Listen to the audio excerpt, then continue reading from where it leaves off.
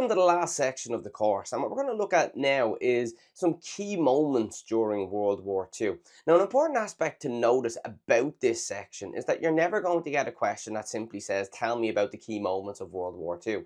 The idea is that you will work these lessons into bigger questions. I'll explain what I mean. In the 2023 paper, there was a question that said, what were the main characteristics of fascist regimes? And if you say that they were militaristic, and if you were to say that they were aggressive in their foreign policy, then you can bring in lesson A, the one we're going to look at today, the German invasion into Poland in 1939. Another question from 2023 was, what were the challenges facing France? Well, one of the challenges facing France was the fall of France with the German invasion in 1940, which is lesson B that we're going to look at. A third question, and this is just from the 2023 paper, says how successfully the two of the following address the problems facing Britain, and one of them is Winston Churchill. Now, if you want to talk about Winston Churchill, you can look at lesson C and talk about the Battle of Britain and the Blitz and how well Winston Churchill coordinated and organised the British defences. And just one more example, if you go back to the 2022 questions, you have, what were the characteristics of Stalin's leadership during peace and war? Well, for that, you need to go to lesson F and have a look at Stalingrad, and you can have a ready-made paragraph waiting for you. So the idea behind this section is to take the lessons that are here and incorporate them into bigger questions.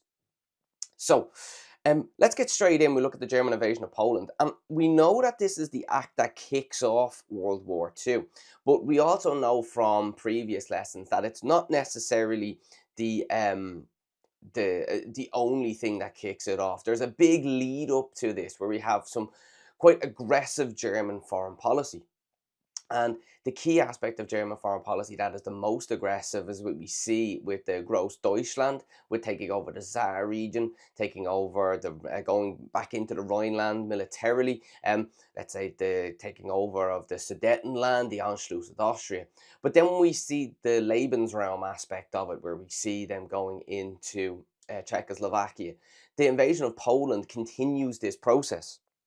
And pretty much nothing was done about any of this because of the Allied policy of appeasement. And we know from our study of it that appeasement was a popular policy in Britain and in France because neither country wanted to see their forces at war. They remember the devastation of World War One, but the failure of appeasement is clearly seen at the start of September in 1939. So Germany had taken over Austria and Czechoslovakia, but the thing is, the Allies had begun to rearm, and the rearmament process is really important because as they rearm, it's important to notice that the Allies understand that a war is looming, that something will be happening in the future, and it's important for them to be ready for it. The difficulty is that they're so far behind German rearmament. Germany started rearming maybe 5 or 6 years previous, so to catch up with them in that time is going to be difficult. They make a defence pact with Poland to try to ward off a German attack, pretty much saying, well, Germany, if you attack Poland, what will happen is we will intervene on Poland's behalf. But it's very difficult to do geographically. Like, how do you do that? You can't fly your troops across, you can't ship them across, you can't get them across like the logistics wise that you'd be able to do today. So the idea is more of a deterrent. If you do this, we will respond in that way. So Germany makes a 10-year non-aggression pact with Russia over Poland. This makes life a lot easier for Germany. They know that if they were to go into Poland without Russian say-so, that this would be an aggressive mark towards Russia. And the thing is, Russia understand that Germany are going to be a threat in years to come, but maybe not now. If they make a deal now that they can continue with their rearmament, their third 5-year plan that begins in 1938 is all about rearmament. So they're not ready for a war now, but they will be in the future. So they make this deal, and the idea is to split and occupy Poland between them. When you have this occupied Poland, the idea behind it is that the Russians will take the right half, or the eastern half, and then you will have the Germans that will sweep in and take the other half. This is also going to make taking over Poland a lot easier because Poland are going to have to split their defences and go both sides, and it's not going to be possible for them. The Allies cannot functionally help, and this is clear. If you cannot functionally help, what's the point? Like we said earlier on, the idea is that it's going to be a deterrent. Now, the spark that fires this is the Polish corridor. Now, what the Polish corridor is that Germany pre-World War One, their territory would extend across Poland, taking up that entire kind of North Sea across into the kind of the region, the sea region above where Germany is, but um, the Baltic region. But after World War One, when Poland becomes a country by itself, it's important for Poland to have ports. So there's a region of Poland that cuts Germany. So Germany has a part that is the mainland Germany as we know it today. Then it's Poland along the border. Then it's Germany again, almost isolated from the rest.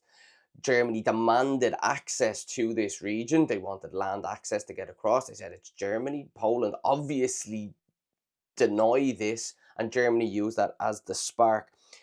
But it was always going to happen. This war, Germany were looking for a reason for this to happen, and this is the one. They use it, and it kicks off on the 4th of September 1939, where the German forces used the new Blitzkrieg tactic. And blitzkrieg tactics are really interesting when we look at military history because it's the first time that planes were able to be used in this way. If you go on to the next page, page 171, you'll see a short diagram explaining how this works. The first thing is the aerial attack, where the planes will come in and they will bombard from above. And this is usually done maybe an hour before dawn, while the troops are pretty much still in their beds. You only have the nighttime forces that are on.